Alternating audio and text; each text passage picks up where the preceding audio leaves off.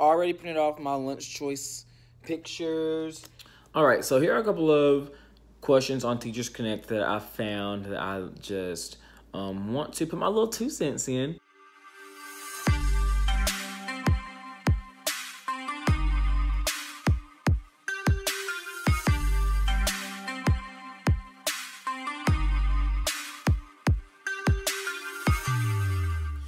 What's up, guys, and thank you for joining me today. It is Sunday, September the 9th. It is about 10 o'clock this morning, and I decided to come to my classroom today just to kind of get some things together. As far as what I'm doing this week, I have that pretty much planned out. I worked on that a lot on Friday and on Saturday, as far as what kind of copies I'm going to need, and when I'm going to do on which day. So I have all that stuff planned out.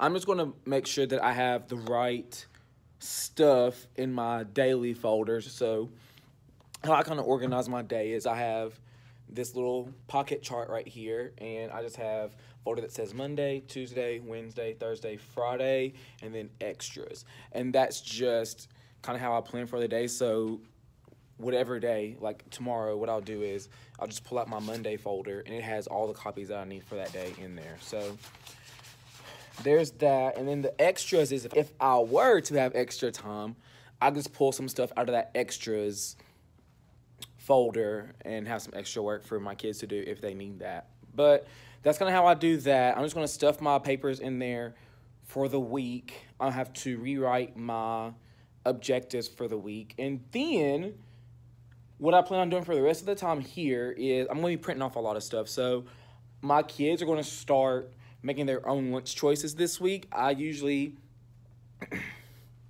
every morning after our morning announcements, I will call out their names and ask them what they like to have.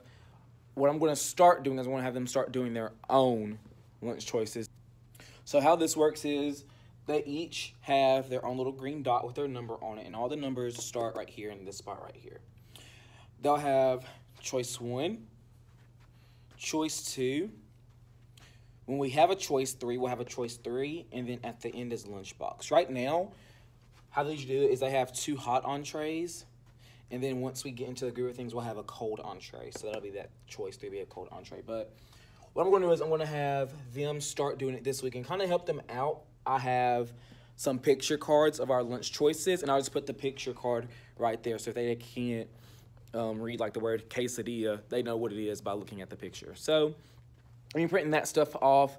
I'm also going to be printing off the math strategies posters and the reading strategies posters that I got from First Grade Lemonade on Teachers Pay Teachers, I believe. I'll put a link in the description box below as to where I got those strategies. But I'm going to be printing that off for my team teacher today because he would love to have some. He's actually been telling me since school started that he wanted some. I'm just now getting around to it. So whoopsie, but better late than never.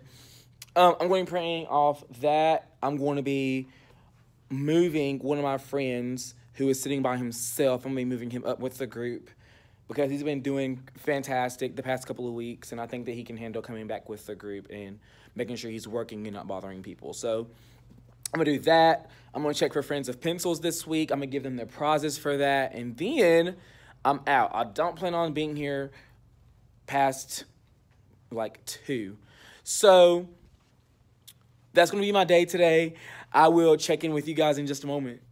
Super quick, I just want to pose this question out to any educators or non-educators who might know the answer to this. So I just want to thank all of my parents this year because what they did when we sent out the first grade school supply list at the end of last year, and when I emailed it to them again after our back to school night, a lot of them got me these pencils right here. Now, these pencils are fantastic because they come pre-sharpened. So they look, I can't get it. So you bring them out of the box, they look like this. They're already pre-sharpened. There we go, yeah. So they already come pre-sharpened, and my kids do not break the lead in them. These pencils last when they're writing with them. Now, my dilemma is that, as you all know, as kids write, the lead kind of goes down. And a lot of times, it goes down to about like this right here. Now, my question to you, are there any pencil sharpeners that sharpen a pencil back to like this and not like this? Because what's going to happen with this pencil and all the other pencils like it is, they're going to break within the first 5 seconds of my kids using them. And that's going to start to drive me insane because, yes, they all have 6 pencils, but if all their pencils are like that, and you guys all know, kindergartners, first graders, second graders, they press hard on their pencils, and that's what causes that lead to break. Like this, when they come pre-sharpened, they're not that bad because they're short, the lead is short, and it works for them. But with those longer lead pencils, the ones that have the lead showing more, they break more easily. So are there any pencil sharpeners that sharpen pencils back to like this and not like this? Super simple, but that's the kind of stuff that drives me crazy. So if you have an answer to that, please do me a favor and help me out. I would greatly appreciate it. And I'm going to get back to work with seeing who has been a friend of pencils. All right, so for friends of pencils this week, it's going to be a little bit different from what I've usually been doing, and that's because I did not check their pencil pouches last week. The reason why, as you guys know from the last vlog, is because I did not have a car over Labor Day weekend, and I was in the process of getting one, so I was not able to come over that weekend. But I'm checking them today, and I noticed a lot of my kids, only had 4 kids that still did not have their 6 pencils. So that tells me that over the course of 2 weeks, my kids, 1, had all 6 of their pencils, and 2, over half of those pencils, so at least 3 of their pencils were still able to be used. So that is just, whew, blowing me away. It works, y'all. Friends of Pencils works. So what I'm going to do is, just regardless of whether they had those 6 pencils or not, just because I didn't check them, I'm just going to go ahead and give them 6 pencils, 6 fresh pencils. I just took all the ones that they had, and I just put them in the dull bin, and I'll just go over them. But for this week, what their prize is going to be, everyone, my prize was originally going to be color expo markers. All my kids have a black expo marker, but for my prize for Friend of Pencils was going to be a color marker. Now, because I didn't get to do it last week, who knows? Maybe my friends that had those 4 pencils could have had all 6 of their pencils last week, but then messed it up this week. Who knows? I don't know. So what I'm going to do is I'm just going to, give everyone their 6 pencils, and then I'm going to give everyone a different color expo marker. Now, with that, what I'm going to do is I created some labels, some little name labels, and that is going to go on their marker so that way they know whose is whose. So if we're doing a math tub or a reading center and somebody leaves their expo marker on the floor, we can just look at the name on there and see whose it is. So that way there's no confusion. Nobody's going to be lying, saying that they want that it's theirs just because it's the color that they want. And that's how I'm going to do that. So as you can see on their desks, I took out their pencil boxes, their pencil pouches, replenished all 6 of their pencils. Now I'm going around and labeling their black expo marker that's already in their pencil pouch, as well as giving them a new color. So that's what I'm working on now. I also printed off the lunch choice pictures that I'm going to be using for my kids to make their lunch choices. So in a second, I'm going to be laminating those, cutting it out, putting some magnetic tape on it so that way I can keep them on the board. All right, guys, so it is 1:01, so I am right on track with where I want to be with what I'm doing right now. So I've already printed off my lunch choice pictures. So for tomorrow, we're having either cheeseburger or hot dog. I was going to go to Walmart and get some stuff, but I ended up having enough of the magnetic tape that I put on there, and then I had some of these just bins in my back storage area that I wasn't using for anything. So I was like, what if I just keep them in there? They're in alphabetical order. I could just shuffle through and find what I need each day. So I ended up not going to Walmart. I just used that right there. I got all my friends of pencils done, checked everyone's pencils. I gave everyone their dry erase marker with the labels. I rearranged my room a little bit. So if you look behind me, I still like having that row right there by the tile, but I just put rows of 6. And one thing that's really gonna drive me insane is how high some of these desks are in relation to the other. So sometime this week, because I don't have the key to raise and lower these desks, but sometime this week after school, I'm going to take the time out to make sure that all of the desks are the same height. But I just rearranged. My one friend that had trouble at the beginning of the year being around people, I moved him up with everyone else. So now everyone's at the front of the room now. And then I still have this whole back area for my whole group. I'm going to move this. I'm going to put some things back here. I think actually what I'm going to do is I'm going to grab a couple extra desks because I already know that I'm still going to be getting more kids as the school year goes on.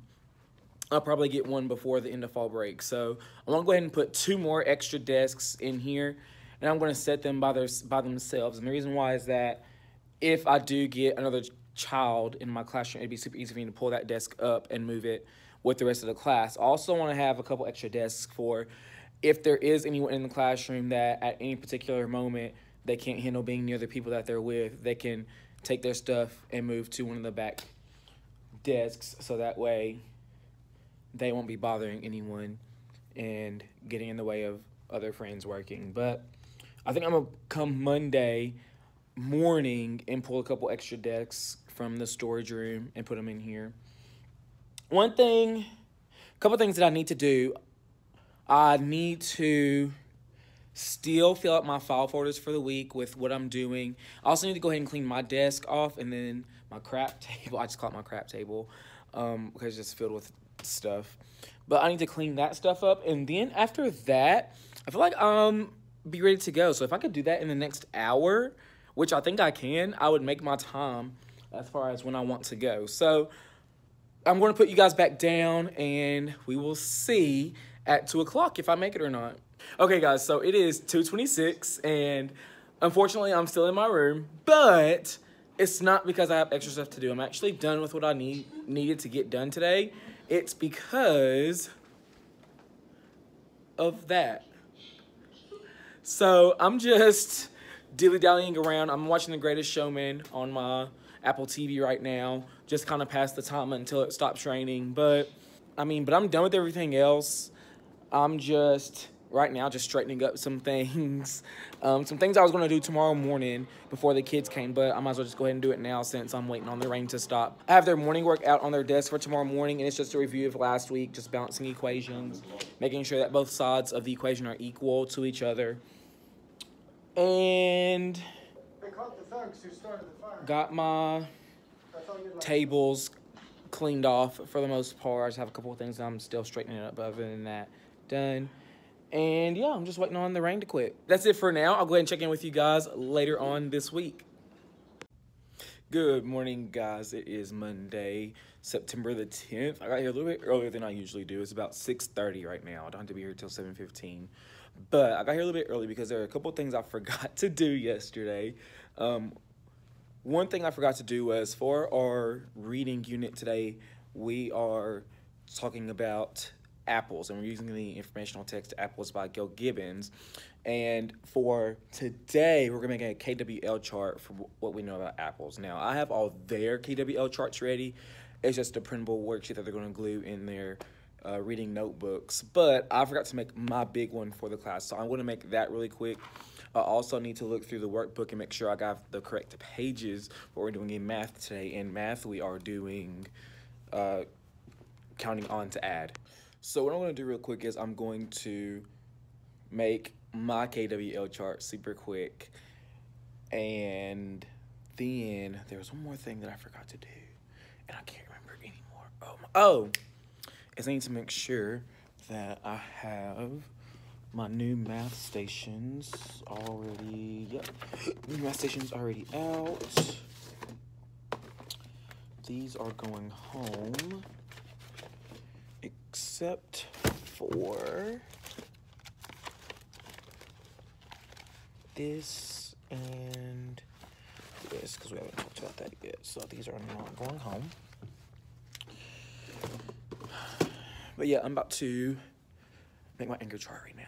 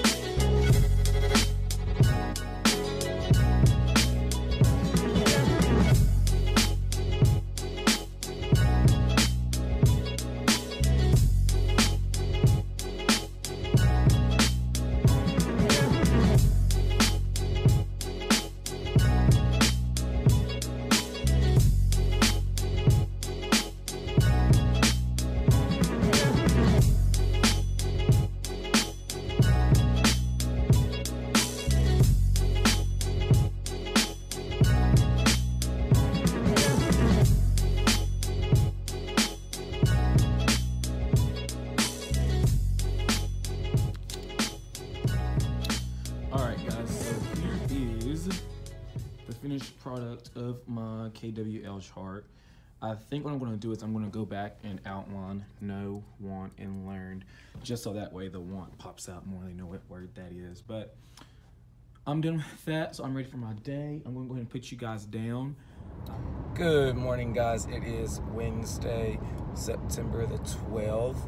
I am in my car on the way to work. It is 6:25, so I'm getting there a little bit earlier than I usually do. And that's just because I have a couple of things I need to set up. So I have a new friend in my class this year, and Mom said that he's really been struggling with sight words last year when he was in kindergarten, and he did not start first grade until he came to us. Now, we started our school year the first week of August. He did not get here the first week of September, so he's already missed the first month of school for us, whereas where he came from, they usually started at the beginning of September. So to kind of get him caught up with that, we've already see some deficits in him.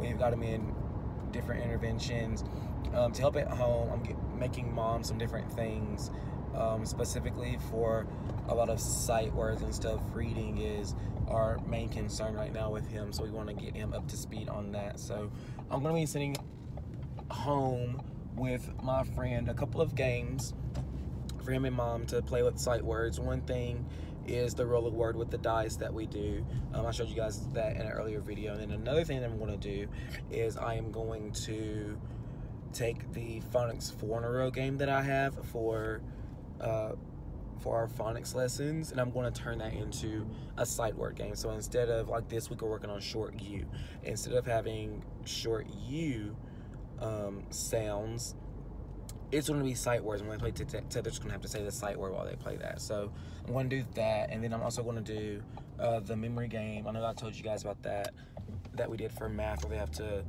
have all the cards face down and they flip it to make friends of 10. I want to have that game, but he's going to match the sight words together and say it when he makes a match. So just some different things for him to do to practice his sight words. I'm going to be making that this morning. What's up, guys? It is Friday.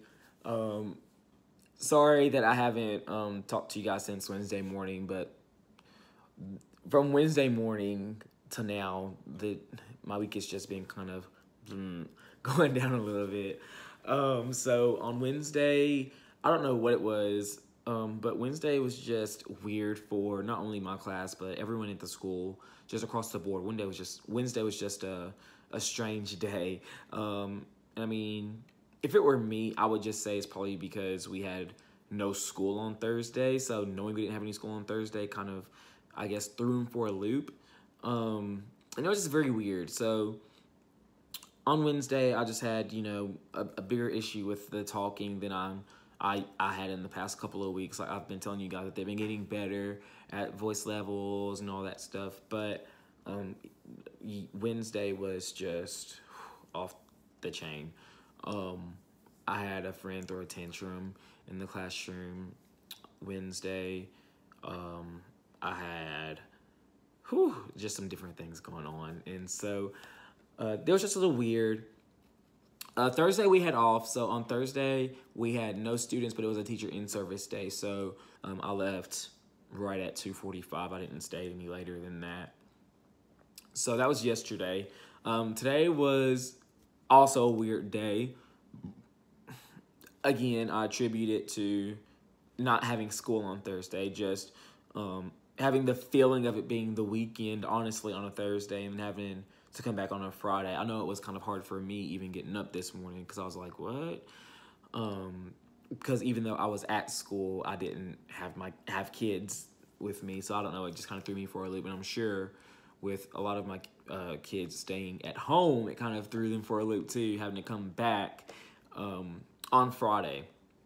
You know, if it were me, I probably would have taken that Monday or that Friday off for students, but I don't get paid to make the school calendar. I just get paid to teach the kids, so I'm gonna stay in my lane. But yeah, today was also just a weird day. I had my same friend on Wednesday that threw a tantrum. He threw another tantrum today, but this one was just super weird. So our principal comes in, gets him. From the time we got down to our classroom from the bathrooms until the principal came, we've wasted like 20 minutes of our instructional time. I just hate that we couldn't get to all that I had planned for today because we had a busy day today. But Monday's gonna be a good day. We're taking it one day at a time in F5, and that's just my motto. One day at a time. Oh my gosh. That is a banging title for this week's video. But that's my week. I don't want to dwell on it anymore as I move the camera. I don't want to dwell on it anymore. We're going to get into our target this week and some Teachers Connect videos.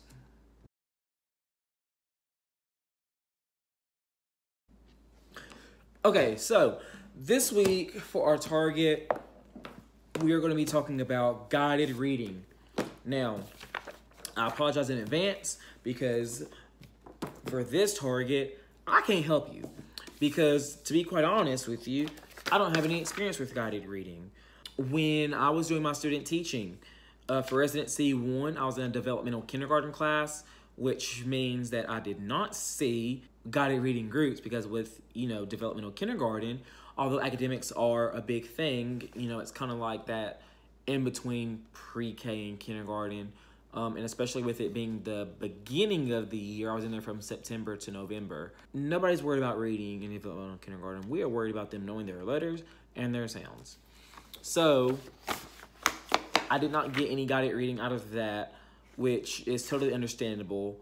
But for Residency 2, with me taking over a classroom, I really didn't get to experience how to do guided reading. And I'm probably going to make a lot of you guys mad when I say this, but because I didn't have a good foundation, I think, with guided reading, when I took over my first grade classroom last year, I did not do guided reading. And that's just because, for me, I was just in survival mode. I was in, let's make it to the end of the year. Let me do what I know how to do, and let me do it well. So that's that on that. But I do want to kind of show you some different things that I have decided to read up on. So this year, I've already got my kids leveled. A lot of my kids are just a little bit lower than they should be, but that's okay because we show a lot of growth in first grade. But some books that I will be catching up on because I want to start. I plan on being ready by our second 9 weeks, so after fall break. And what I'm doing is I kind of have been already researching stuff on guided reading since the school year started. Just a couple of things that I have. I have Guided Reading, Good First Teaching for All Children by, Fontes and Pinnell, the literary gurus.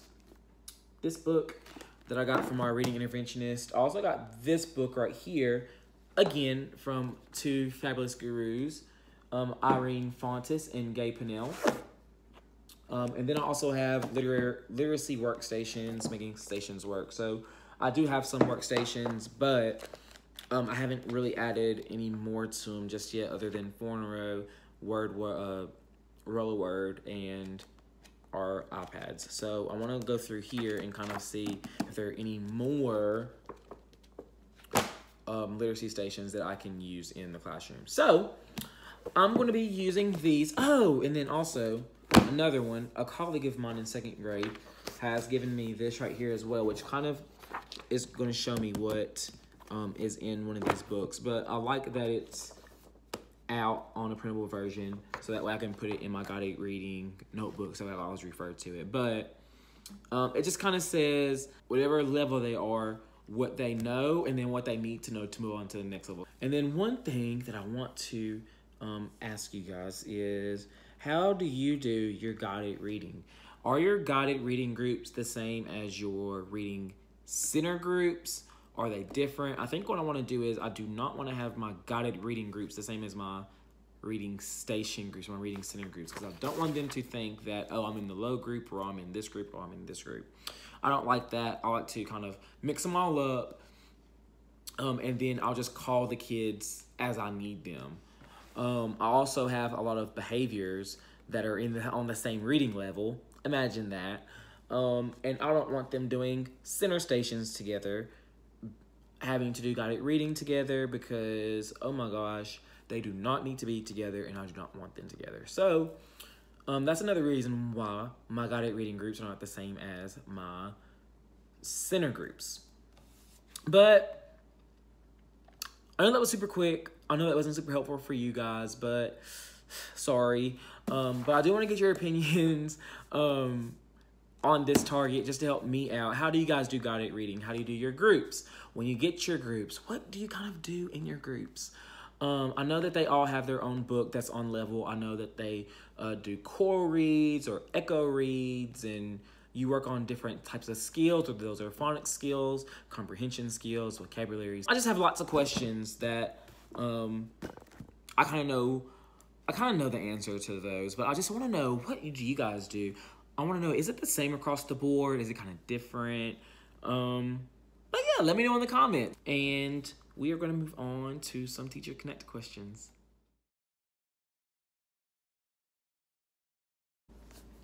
All right, so here are a couple of questions on Teachers Connect that I found that I just want to put my little 2 cents in.